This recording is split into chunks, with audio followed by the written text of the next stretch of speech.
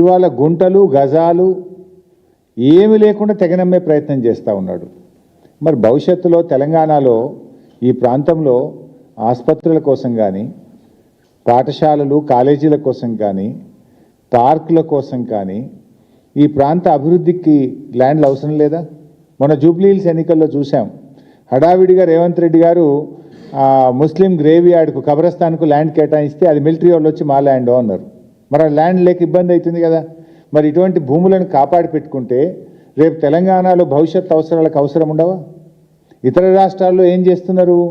ఇట్లాంటి పారిశ్రామిక ల్యాండ్స్ మహారాష్ట్ర కానీ, కొన్ని రాష్ట్రాలు గుజరాత్ కానీ సిటీ డెవలప్ అయితే 50% భూమి ప్రభుత్వం తీసుకుంటుంది, మిగతా 50%ను ఇలాంటి 50% 100% ఫీజు తీసుకొని రెగ్యులరైజ్ చేస్తుండ్రు. కానీ నువ్వేం చేస్తున్నావు? 30%కే పప్పు బెల్లాలకు కట్టబెట్టినట్టు కట్టబెడుతున్నావు. ఒక విధానం లేదు. ఇవాళ రేవంత్ రెడ్డి గారు హెచ్ఎండిఏ భూములు, టీజీఐసి భూములు, హౌసింగ్ బోర్డులు భూములు, స్వగృహ భూములు ఏవి లేకుండా తెగనెమ్ముతా ఉన్నాడు. ఈయన అనుముల రేవంత్ రెడ్డి కాదు, అమ్మకాల రేవంత్ రెడ్డి అయిపోయాడు. మొత్తం రాష్ట్రాన్ని అమ్మదొప్పుతా ఉన్నాడు. ఇవాళ దేశంలోనే అతిపెద్ద కుంభకోణం ఇవాళ కాంగ్రెస్ పార్టీ తెరలేపిందని చెప్పొచ్చు. బీఆర్ఎస్ పార్టీ చెప్పినటువంటి మాటలు, నిన్న కేటీఆర్ గారు చెప్పినటువంటి మాటలు అక్షర సత్యము అని నిన్నటి మంత్రి గారి మాటలతో రుజువైపోయింది, తేటతెల్లమైపోయింది.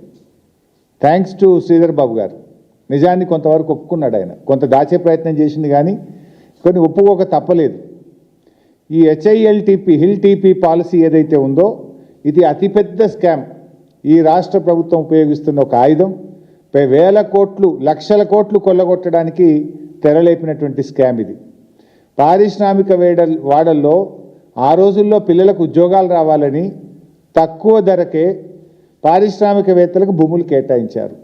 9,292 ఎకరాల భూమిని ఇవాళ 30%, అది కూడా రిజిస్ట్రేషన్ వాల్యూ 30% రిజిస్ట్రేషన్ వాల్యూలో కట్టించుకుంటే రాష్ట్ర ప్రభుత్వానికి 4 నుంచి 5 వేల కోట్ల ఆదాయం వస్తుందని నిన్న మంత్రి గారు చెప్పారు.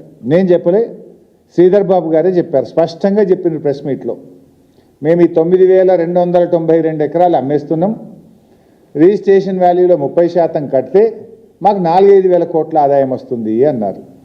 మరి నిజంగా ఈరోజు ఆ 9,292 ఎకరాల భూమి విలువ ఎంత ఈరోజు మార్కెట్లో?